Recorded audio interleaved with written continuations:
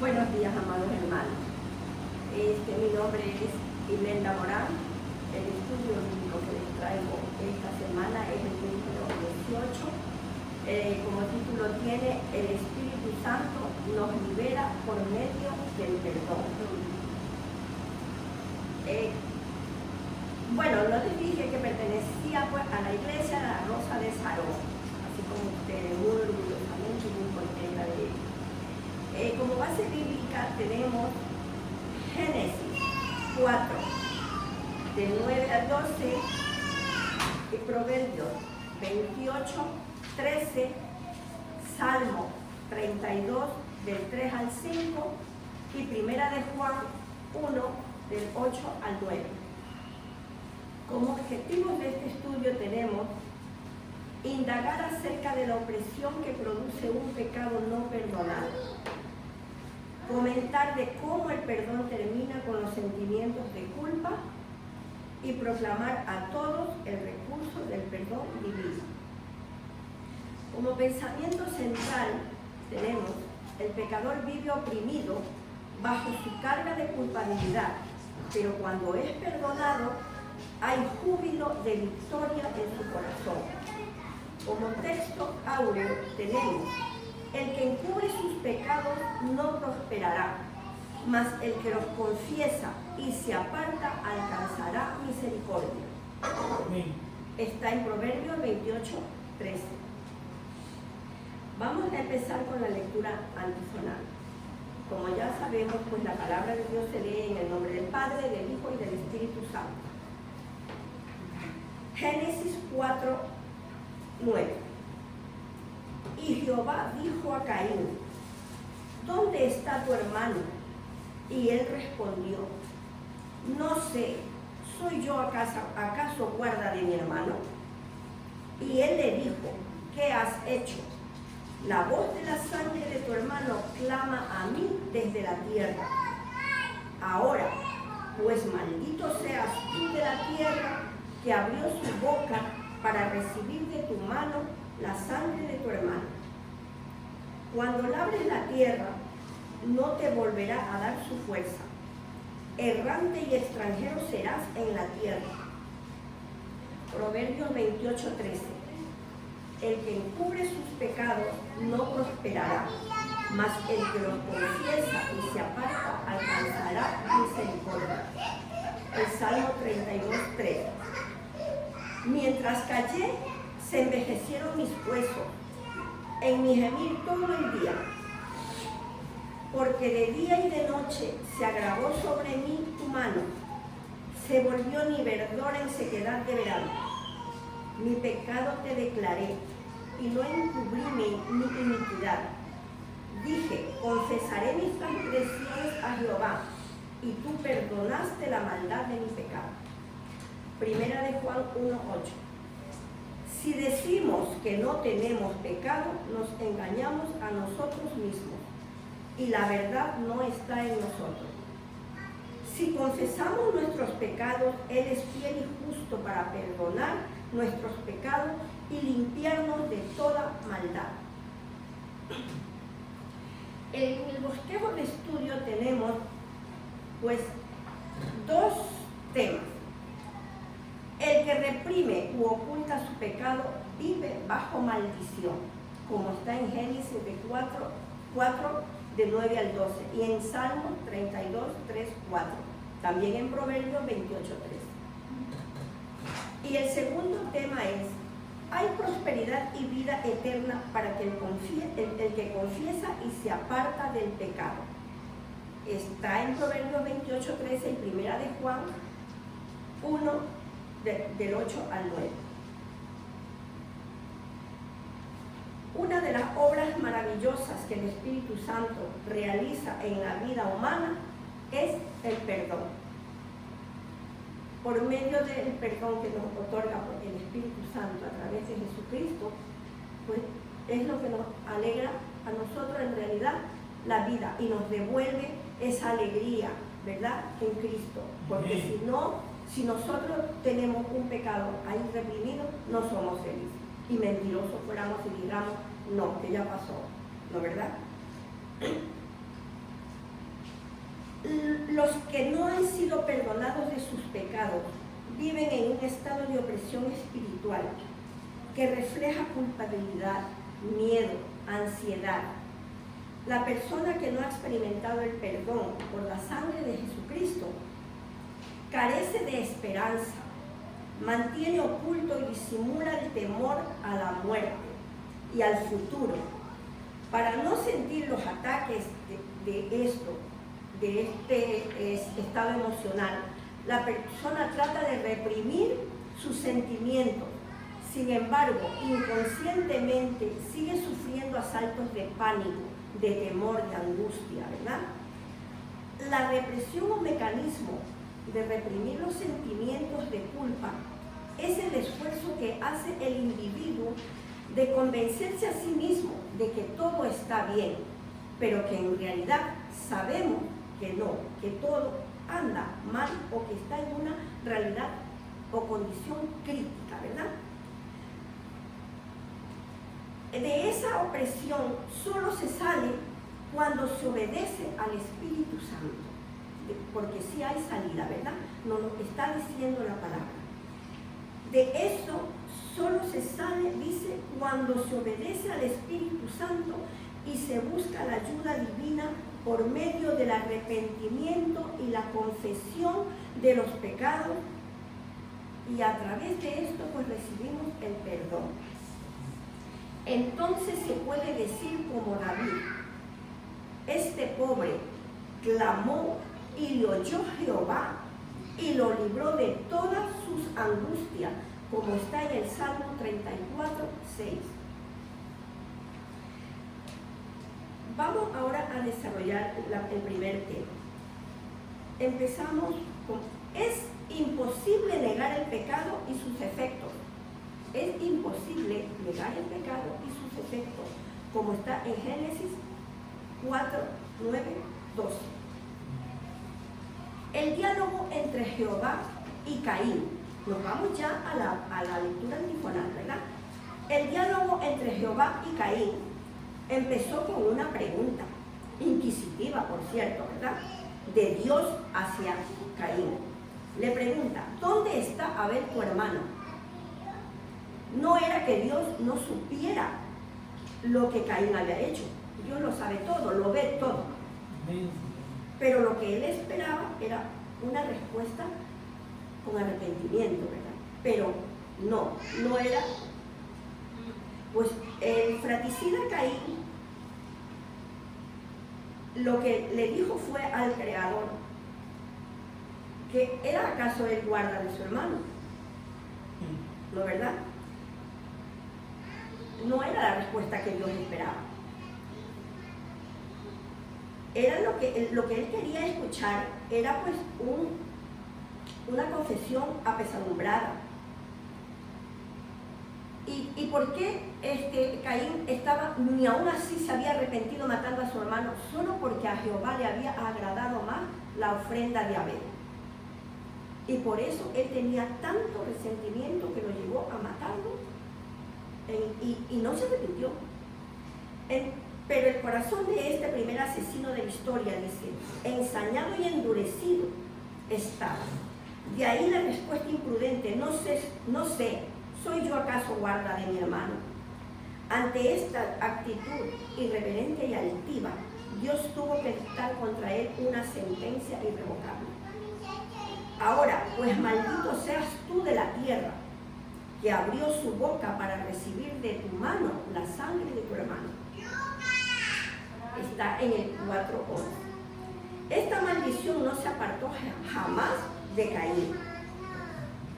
La vida de este pecador no arrepentido, pues él enseguida se dio cuenta o se percató de las maldiciones que pesaban sobre él desde ese momento. He aquí, me echas hoy de la tierra, de tu presencia me esconderé, dice. Seré errante y extranjero en la tierra, cualquiera que me hallare me matará. Sin embargo, ni el alivio de la muerte le sería concedido, porque Dios le puso una marca para que nadie le matara, ¿verdad? Sino que cargara con su maldición por el resto de su vida. Pero no todos tenemos que llegar a este extremo, ¿verdad?, del insólito Caín. Pues la Biblia declara: venid luego, dice Jehová, y estamos a cuenta. Si vuestros pecados fueren como la grana, como la nieve serán emblanquecidos. Pero, claro, si buscamos a Jehová, ¿verdad? Si buscamos a Jehová y pedimos perdón por medio de Jesucristo. También dice: si fueren rojos como el carmesí, vendrán a ser blancos como blanca lana. Está en Isaías 1:18. Si por un lado nadie puede evadir la responsabilidad de su pecado, por el otro nadie tiene que vivir con esa maldición por el resto de su vida. En Cristo hay salvación para todos. El pecado os oprime espiritual, emocional y físicamente, como está en el Salmo 32, del 3 al 4. David, ahora hablamos ya de David. David también cayó en una depresión espiritual profunda cuando ofendió a Dios con los pecados de adulterio y de homicidio, ¿verdad? Porque todos sabemos que David también pecaba, ¿verdad? Como está en 2 de Samuel 11 y 12. Según él, todo iba a quedar oculto, era lo que él pensó en primera instancia, y debido a su poder humano y a su influencia religiosa, pensó que nadie intervendría en su vida. Por eso decidió callar y dejar a Dios a un lado. Pero entonces la vida se le hizo imposible. Él lo explica así: mientras callé, se envejecieron mis huesos en mi gemir todo el día, como está en el Salmo 32, 3. Su comunión con Dios quedó interrumpida, su estado de ánimo quedó por los suelos y su fervor espiritual descendió hasta lo más bajo. No cabe duda que también su salud física se deterioró a causa del pecado. Los huesos, dice, estaban envejecidos, hasta los huesos él los sentía envejecidos. Los psicólogos modernos dicen que los problemas espirituales se reflejan en crisis emocionales, las cuales se convierten en enfermedades físicas, lo que ellos llaman estado psicosomático. Amén.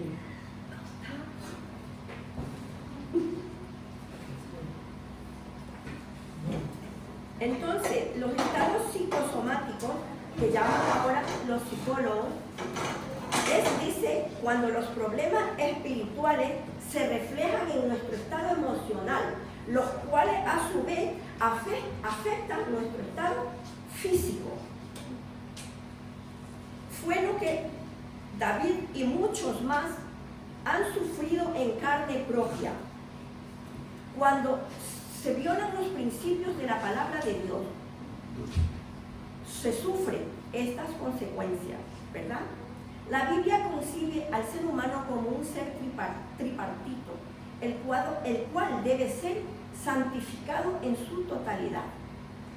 Y todo vuestro ser, espíritu, alma y cuerpo sea guardado irreprensible para la venida de Cristo, como está en 1 de Tesalonicenses 3:23.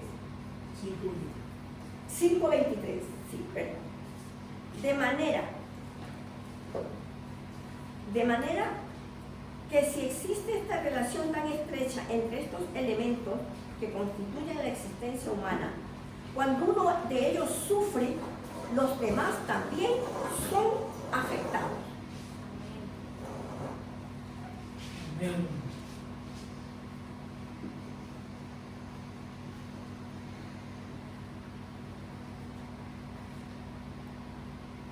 Entonces nos damos cuenta que el problema que tenía David al callar su pecado les afectó tanto emocional y físicamente. también hemos escuchado que los psicólogos modernos lo conocen como problemas psicosomáticos, ¿verdad? Tenemos otra pregunta. La confesión y el perdón producen paz y gozo. Eso está en el Salmo 32, 5. La confesión y el perdón producen paz y gozo. La verdad que estamos conscientes de eso, porque cuando tenemos esos pecados ahí reprimidos, ocultos, no somos felices. Afortunadamente, para todos esos problemas complejos que afectan al ser humano, existe una panacea. ¿Qué es esto de una panacea? Es un remedio para todos los males, eso quiere decir, ¿no? Existe una panacea universal, un remedio que cura todo mal humano por difícil y complicado que éste parezca. David fue movido por el Espíritu Santo buscar su liberación total. En este versículo 5 dice: mi pecado te declaré y no encubrí mi iniquidad. Dije, confesaré mis transgresiones a Jehová, y tú perdonaste la maldad de mi pecado. David mismo dice en otro pasaje: me hizo sacar del pozo de la desesperación, del lodo cenagoso, puso mis pies sobre peña y enderezó mis pasos.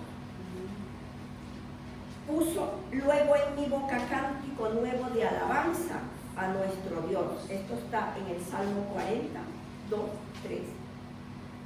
Tenemos pues como experiencia, la experiencia de David, ¿verdad? Y las de millones de santos que hoy alaban y glorifican a Dios para su liberación espiritual, emocional y física. Si hubiera en nosotros algún tipo de opresión, una raíz de amargura, un pecado oculto, abramos nuestro corazón para que el Espíritu Santo nos libere de esta opresión, ¿verdad? El proceso que utilizará será el mismo que utilizó en David. Primero, reconocer la culpa, arrepentirnos sinceramente de lo que hicimos, confesión total al Padre, ¿verdad? La confianza que tenemos que tener también en la gracia divina, la aceptación del perdón y la obediencia al Espíritu Santo. Esto es lo que el apóstol define en 2 de Corintios 5, 17. De modo que si alguno está en Cristo, nueva criatura es, ¿verdad? Las cosas viejas pasaron. He aquí, todas son hechas nuevas. Entonces, si confesamos nuestros pecados, nos olvidamos arreglamos nuestra relación con Dios, somos ya nueva criatura. Las cosas viejas pasaron. Como segundo tema tenemos: hay prosperidad y vida eterna para el que confiesa y se aparta del pecado, como está en Proverbios 28, 13 y Primera de Juan 1, del 8 al 9. ¿Por qué no prospera el que oculta el pecado? Está en Proverbios 28, 13. En primer lugar, una persona que oculta un pecado no puede prosperar porque su conciencia lo acusa. Porque a pesar de que el hombre se apartó de los caminos y de la voluntad de Dios, todavía posee facultades morales, las cuales se expresan por medio de la conciencia, ¿verdad? En el Nuevo Testamento hallamos la palabra suneidesis, que quiere decir discernir entre el bien y el mal, ¿verdad? Para describir esta capacidad moral del ser humano de distinguir lo bueno y lo malo, se usa esta palabra en el Nuevo Testamento, en la iglesia. El apóstol Pablo reconoce que esta característica está presente en todos.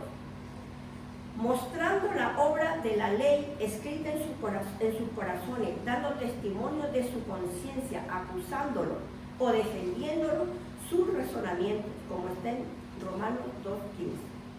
El que mantiene un sentimiento de culpa en su conciencia no puede prosperar, porque de su interior surge una voz acusadora que no le deja en paz consigo mismo. En segundo lugar, no prospera el que oculta un hecho maligno, porque su voluntad queda debilitada. Toda maldad deja huella, tanto en el agresor como en la víctima. ¿Verdad? Haber hecho algo ilegal como robar o inmoral como adulterar o cobarde como mentir, dice, deja pues una consecuencia en nuestra conciencia, ¿verdad? Un estado de culpa en nuestra conciencia. Si en ese momento no tiene la capacidad de levantarse y rectificar su conducta, empezará a buscar puntos de apoyo para justificar sus errores, en vez de corregirlos, ¿verdad? Pensará, por ejemplo, que errar es humano, o que a lo mejor sí lo hice, pero los demás también lo hacen, ¿verdad? Y empezamos a justificarlo. En tercer lugar, un pecado encubierto obstaculiza la prosperidad, porque la persona no puede tener comunión con Dios. Si no tenemos comunión con Dios, no prosperamos. ¿Verdad?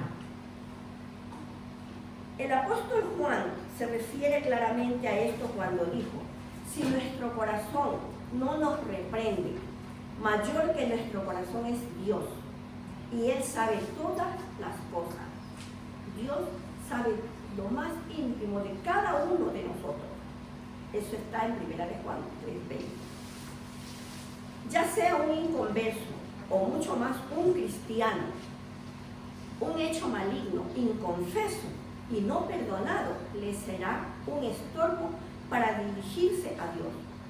Si no confesamos nuestros pecados a Dios, no podemos dirigirnos a Él, ¿verdad? Dios no nos va a escuchar si no nos arrepentimos y nos reconciliamos con Él. La Biblia exige: apártese de iniquidad todo aquel que invoca el nombre de Cristo, como está en 2 de Timoteo 2:19. Si creemos que la base de la prosperidad de una persona es su relación con Dios, entonces, con un impedimento para tener comunión con Él, no le permitirá levantarse. Por todo eso, el proverbista ve como único remedio confesar los pecados y apartarse de ellos para alcanzar la misericordia de Dios, ¿verdad? Tenemos una pregunta: ¿cómo se engaña el que niega su pecado? Está en 1 Juan 1:8. ¿Cómo se engaña el que niega su pecado? Aunque Juan usa estos verbos en primera persona, dice, incluyéndose a sí mismo, si decimos que no tenemos pecado, nos engañamos a nosotros mismos. Debe entenderse que lo que hace a manera de ejemplo, lo hace a manera de ejemplo. Él se está refiriendo a los que niegan sus pecados o se justifican a sí mismos, pretendiendo que no tienen nada de qué arrepentirse. Tanto en el tiempo de Juan como en el nuestro, abundan los que hacen sus propias normas morales y han educado a su conciencia a no ver cómo el pecado muchas veces ve las cosas que se hacen en el mundo.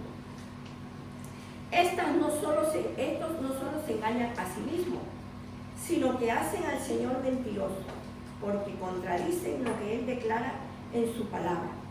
Por ejemplo, para muchos tomar un poco, fumarse un cigarrillo de vez en cuando, decir unas cuantas mentiras, dicen, tomarse ciertas libertades, no es pecado, o un pecado simple, ¿verdad? Porque muchos de nosotros a veces decimos, no es tan grave, pero no, si no está basado en la fe en Cristo Jesús, todo es pecado, ¿verdad?